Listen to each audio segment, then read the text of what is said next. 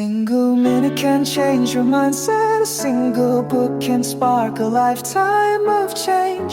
1 นาทีอาจเปลี่ยนความคิดและ1 เล่มอาจเปลี่ยนทั้งชี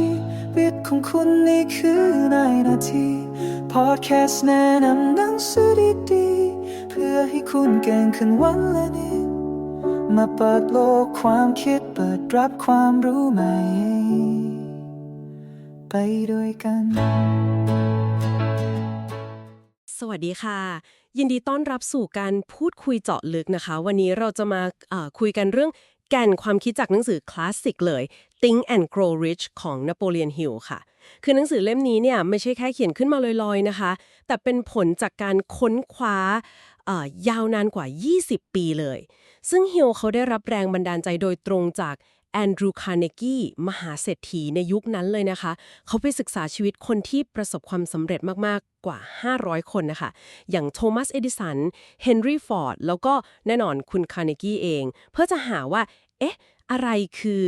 เคล็ดลับสู่ความสำเร็จของพวกเขากันแน่ใช่ครับแล้วที่น่าสนใจคือหนังสือเล่มนี้จริงๆมันออกมาช่วงภาวะเศรษฐกิจตกต่ำครั้งใหญ่ของโลกเลยนะแต่ว่าหลักการข้างในเนี่ยมันยังส่งพลังมากแล้วก็ยังรู้สึกว่ามันเข้ากับยุคสมัยปัจจุบันได้อย่างไม่น่าเชื่อเลยครับภารกิจของเราวันนี้ก็คือลองมาสกัดเอาแนวคิดสำคัญที่คิดว่าน่าจะเป็นประโยชน์เอาไปปรับใช้สร้างความสำเร็จในชีวิตจริงได้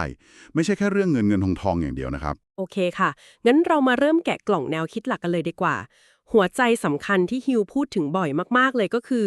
ความคิดคือสิ่งที่มีตัวตนหรือตอจาติงส์นะคะเขาบอกว่าพลังของความปรารถนาที่มันต้องชัดเจนแรงกล้ามากๆเนี่ยพอรวมเข้ากับความศรัทธาแล้วมันมีพลังมหาศาลเลยนะคะตัวอย่างคลาสสิกที่ชอบพูดถึงกันก็คือเรื่องของเอ็ดวิน ซี บาร์นส์ใช่ไหมคะที่เขาไม่ได้แค่อยากทำงานให้เอดิสันใช่ครับไม่ใช่แค่อยากแต่เขาปรารถนาอย่างแรงกล้าเลยว่าจะต้องทำงานร่วมกับเอดิสันให้ได้ถึงขั้นแบบว่ายอมลำบากนั่งรถไฟส่งสินค้าไปหาเลยอันนี้คือแบบสุดยอดความมุ่งมั่นเลยค่ะครับตรงนี้แหละครับที่มันน่าทึ่งคือฮิวอธิบายว่าไอ้ความปรารถนาที่มันชัดเจนมากๆแล้วก็แรงกล้าเนี่ยพอเราส่งมันเข้าไปในจิตใต้สำนึกของเราซ้ำๆบ่อยๆผ่านกระบวนการที่เขาเรียกว่า auto suggestion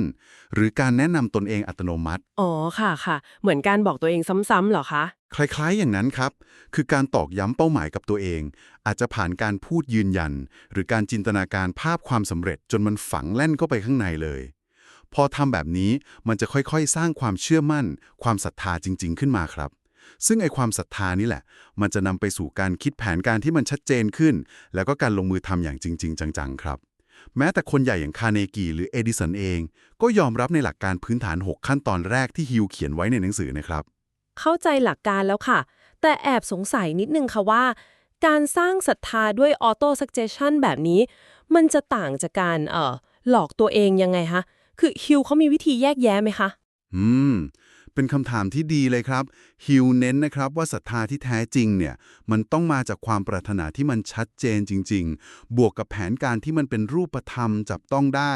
ไม่ใช่แค่ความหวังลมๆแรงๆเพ้อฝันไปวันๆมันคือความเชื่อมั่นที่มันค่อยๆก่อตัวขึ้นจากการลงมือทำจริงการปรับปรุงแผนไปเรื่อยๆควบคู่ไปกับการใช้ auto suggestion เพื่อเสริมพลังใจครับแล้วสิ่งนี้มันก็เชื่อมโยงโดยตรงเลยกับอีกหลักการสำคัญที่ขาดไม่ได้เลยก็คือเรื่องความเพียรพยายามครับใช่เลยค่ะเรื่องความเพียรพยายามหรือ persistent นี่สำคัญมากจริงๆค่ะตัวอย่างคลาสสิกที่จำได้ติดตาเลยก็คือเรื่องของอายูดาบีที่เขาหยุดขุดเหมืองทองอ๋อใช่ๆที่พลาดไปนิดเดียวใช่ค่ะทั้งที่จริงๆแล้วเนี่ยมันห่างจากสายแร่ทองคำแค่3 ฟุตเองโหบทเรียนราคาแพงมากเลยนะคะเรื่องนี้สอนเรื่องการยืนหยัดการไม่ยอมแพ้อะไรง่ายๆได้ดีมากๆเลยค่ะเหมือนกับเรื่องเด็กผู้หญิงตัวเล็กๆที่ยืนหยัดของเงิน50 เซนต์จากคุณลุงจนได้นั่นแหละค่ะ ถูกต้องครับคือถ้าเรามองในภาพใหญ่ขึ้นความเพียรในมุมมองของฮิวเนี่ยมันคือพลังใจหรือ will power ดีๆนี่เองครับที่มันขับเคลื่อนให้เราก้าวข้ามอุปสรรคความล้มเหลวต่างๆไปได้เพราะอย่างที่หนังสือบอกไว้เลยว่าทุกความล้มเหลวมีความสำเร็จที่ทัดเทียมกันซ่อนอยู่เสมออืมชอบประโยคนี้จังค่ะครับนอกจากความเพียรแล้วเนี่ยหนังสือยังเน้นมากๆเรื่องพลังของ Mastermind Mastermind คืออะไรคะ มันคือการรวมพลังความคิดครับ การไปอยู่ร่วมกับคนอื่นที่เขามีเป้าหมายไปในทิศทางเดียวกับเรา หรือสนับสนุนเป้าหมายเรา เหมือนอย่างที่เฮนรี่ฟอร์ดได้ประโยชน์มากๆจากการคบหาการทำงานร่วมกับเอดิสันหรือฮาร์วีย์ ไฟสโตนแล้วก็เพื่อนๆอัจฉริยะคนอื่นๆของเขา รวมถึงอีกหลักการที่เกี่ยวข้องกันคือเรื่องความรู้เฉพาะทาง specialized knowledge อ๋อ หมายถึงความรู้เฉพาะด้าน ใช่ครับ ซึ่งฮิวบอกว่าเราไม่จำเป็นต้องมีความรู้เฉพาะทางนั้นทั้งหมดด้วยตัวเองก็ได้นะ แต่เราสามารถสร้างมันขึ้นมาได้ผ่านกลุ่ม Mastermind เนี่ยแหละครับ เหมือนที่คาร์เนกีเองเขาก็ไม่ได้รู้ทุกเรื่อง แต่เขามีทีมงานมี Mastermind ที่เก่งๆในแต่ละด้านไงครับ อ๋อ เข้าใจแล้วค่ะ คือใช้พลังของกลุ่มเข้ามาช่วยนี่เอง แล้วทีนี้หลักการ Mastermind กับความเพียรเนี่ย มันจะช่วยให้เราแยกแยะได้ไหมคะว่า ตอนไหนที่เราควรจะยืนหยัดต่อ กับตอนไหนที่มันอาจจะเป็นแค่การดันทุลังแบบไม่ลืมหูลืมตา ครับฮิวมองว่ากลุ่ม Mastermind ที่ดีเนี่ยจะทำหน้าที่เหมือนกระจกสะท้อนให้เราครับ ช่วยเราได้มุมมองที่หลากหลายขึ้น ได้รับข้อเสนอแนะคำวิจารณ์ที่ตรงไปตรงมา มันจะช่วยให้เราปรับแผน ประเมินสถานการณ์ได้รอบด้านขึ้นทำให้ความเพียรพยายามของเรา เป็นการยืนหยัดที่มีทิศทาง มีหลักการ ไม่ใช่แค่การดื้อรั้นไปเรื่อยๆครับ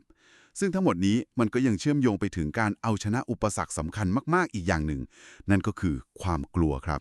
ค่ะ เรื่องความกลัวนี้ก็สำคัญ หนังสือพูดถึง 6 ความกลัวพื้นฐานเลยนะครับ ที่มันคอยฉุดรั้งมนุษย์เราไว้ ซึ่งเขาบอกว่าความกลัวความยากจนเนี่ยเป็นตัวที่บั่นทอนเราได้มากที่สุดเลย โหจริงค่ะ น่าจะจริงมากๆ แล้ววิธีรับมือกับความกลัวที่ฮิวเน้นมากๆ ก็คือเรื่องการตัดสินใจ decision ใช่ไหมคะ การตัดสินใจที่มันต้องเด็ดเดี่ยว ต้องรวดเร็ว เหมือนอย่างผู้นำในประวัติศาสตร์หลายๆ คนที่ต้องตัดสินใจเรื่องสำคัญแม้ว่าจะมีความเสี่ยงสูงมากๆ ก็ตาม ใช่เลยครับ เพราะหัวใจของเรื่องทั้งหมด หรืออาจจะเรียกว่าเป็นบทสรุปของหนังสือเลยก็ได้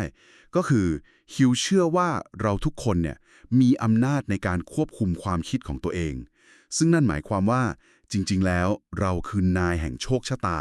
กัปตันแห่งจิตวิญญาณของตัวเราเองครับ โอ้โห ฟังดูทรงพลังมากเลยค่ะ ครับ ดังนั้นหนังสือ Think and Grow Rich เนี่ยมันไม่ใช่แค่ทฤษฎีสวยหรูลอยๆนะครับ แต่มันเหมือนเป็นคู่มือปฏิบัติที่ผ่านการทดสอบ การพิสูจน์มาแล้วจากคนเป็นพันๆคน ว่าหลักการเหล่านี้มันสามารถนำไปปรับใช้เพื่อสร้างความสำเร็จในชีวิตได้จริง สรุปแล้วนะคะสิ่งที่เราคุยกันมาทั้งหมดในวันนี้ ก็เป็นเพียงแค่เศษเสี้ยวหนึ่งของขุมทรัพย์ทางปัญญาในหนังสือ Think and Grow Rich เท่านั้นเองนะคะ แต่หัวใจหลักๆก็คือการต้องมีเป้าหมายที่ชัดเจนมากๆ definite purpose มีความปรารถนาที่แรงกล้าจริงๆ มีศรัทธาที่ไม่สั่นคลอน มีความเพียรพยายามต่อเนื่อง รวมถึงการวางแผนอย่างเป็นระบบ และการรู้จักใช้พลังของจิตใจ ร่วมกับการสร้างเครือข่ายความคิดหรือ mastermind กับคนอื่นๆ แล้วทั้งหมดนี้มันหมายความว่ายังไงล่ะคะ ก็หมายความว่าหลักการเหล่านี้แหละค่ะคือเครื่องมือที่จริงๆแล้วเราทุกคนเข้าถึงได้ เพื่อจะสร้างชีวิตที่ร่ำรวยในความหมายที่มันกว้างกว่าแค่เรื่องเงินทองนะคะ แน่นอนว่าถ้าอยากจะเข้าใจแบบลึกซึ้งจริงๆการได้อ่านหนังสือเล่มนี้โดยตรงก็น่าจะให้ประโยชน์ได้สูงสุดเลยค่ะ ๆ ใช่ครับ เพราะฮิวเสนอว่าหลักการเหล่านี้มันเป็นสากล มันอยู่เหนือการเวลาจริงๆ ครับ ซึ่งตรงนี้มันก็ชวนให้เกิดคำถามที่น่าขบคิดต่อนะครับว่า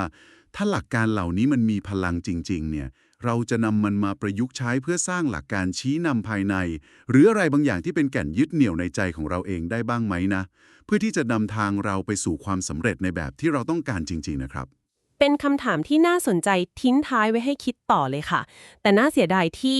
เวลาของเราสำหรับวันนี้หมดลงแล้วนะคะ ก็หวังว่าการพูดคุยในวันนี้จะเป็นประโยชน์ไม่มากก็น้อยนะคะ